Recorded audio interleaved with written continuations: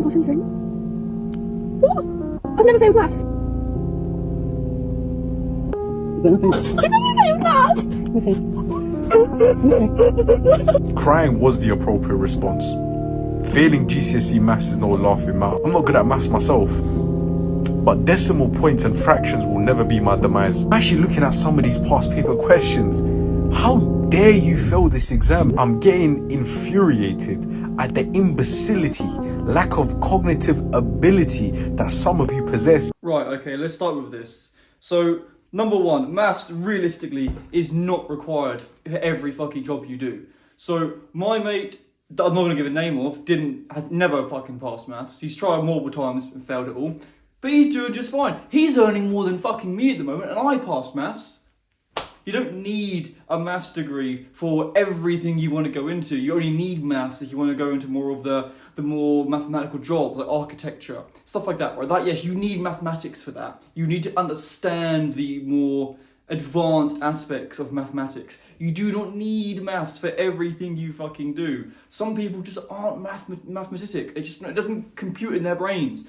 My previous mate, again, he's a smart lad, he's a smart cookie. Maths just does not compute with him. So that I'm labelling, it's just pure ignorance and just a bit of arrogance as well. Because man, just because, passing maths isn't that big of a deal.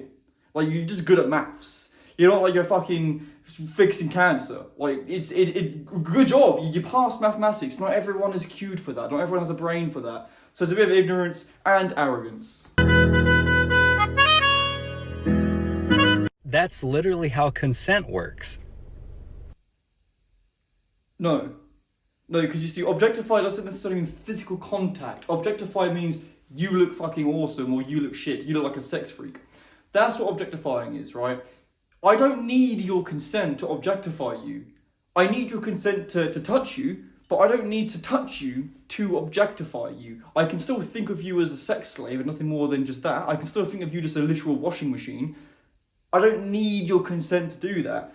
Does it mean it's wrong? Yes, you shouldn't objectify people. But it's not consent, so that one I think I'm just going to put to low intelligence, because that's not really what consent is. Okay, so this one I think I'm going to come at a more neutral approach to this, because I see both sides in this one. However, I think I'm going to side more on the girl in this one, because I get what she's trying to say. She's made it sound awful, and that's why I understand everyone giving her shit for it, but I get what she's trying to say. This is a man who she would actually be committed to. You're not committed to a hookup. You aren't committed to a friend's benefits. The whole point of it is there is no commitment.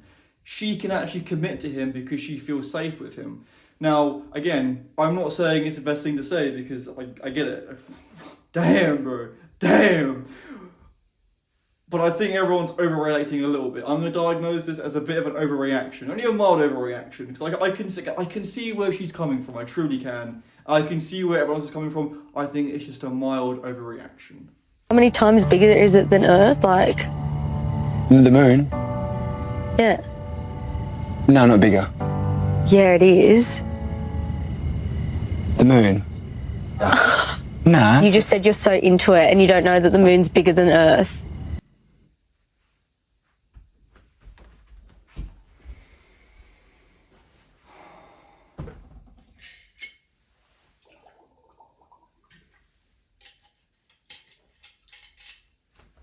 What the fuck? I mean, this has to be rage bait. It has to be scripted. There's no way that woman believes that the moon's bigger than Earth. Nah, rage bait. Rage bait. Rage bait. Absolutely not real. Pull up the photo that we have of Molly here. Yeah, that's me. If a guy sees that photo, that's going to be like a wrap for 97% of dudes. Dunzo. Well, in the dark recesses of your husband's mind, he will be seeing that photo in his dreams. You think so? And it will haunt him. Yeah. I hope they'll be looking at like my wedding photo rather than that photo. And I feel like doing this weeds out all the guys that just like don't have the patience for me to f around. Why would you want to f around if you're in a relationship? Because I get bored. So why are you in a relationship? I love it. So you're not loyal? Of course I'm loyal. I want to fuck around, so you're not loyal. Of course I'm loyal. Bro, what the fuck are you talking about? Again, I almost think it's rage bait. It has to be rage bait. What do you mean, bro? So let's dissect this. She wants, alright, yes, if I'm going to get with a girl and I see that she has 5 dudes raw dogging her, that's just a complete red flag for me. And I think it is for most men, because it's like, man, if I'm going to get with you, I'm not about that, poly shit, where, you know, I can fuck you and someone else can fuck you in a relationship. Like, no, it's one-on-one, bro. If I'm committing to you, you're committing to me. I don't want a girl that has 5 guys fucking on the down low.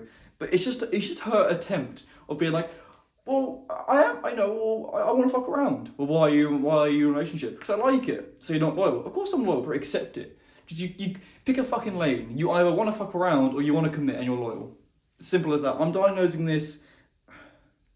I don't know.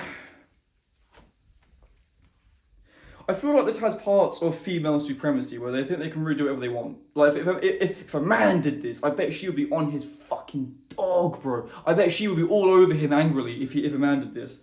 But her doing it, it's a bit like, yeah, I can do it. So I'm going to put a smidge of female supremacy in there, as well as a bit of narcissism, because she doesn't seem to be able to admit, well, it's not narcissism, is it? What's it? Sorry, I got too much fish juice in me, I can't think of the fucking word.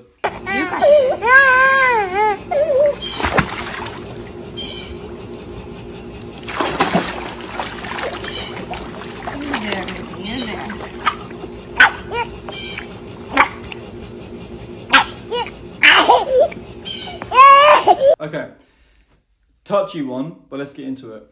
I understand what she's doing, and you know what? I'm for it. However, she's going about it in the wrong way, because you do want to have your child learn these things on their own, because you don't want to have them, you don't want to make them feel like they can rely on you where you teach them everything. What she should have done, rather than flopping the child in the water, letting it roam, right? That you know, it can be quite a traumatic experience. What she wants to do is she wants to get a kid, hold in her arms, walk in the water where the child wouldn't touch the floor, and then let him go and hold her hands around the child so it's trying to flap. If it falls back too much or it falls forward too much, she can pick him up and hold him back in place and just try. It's a bit like Jenga, not Jenga.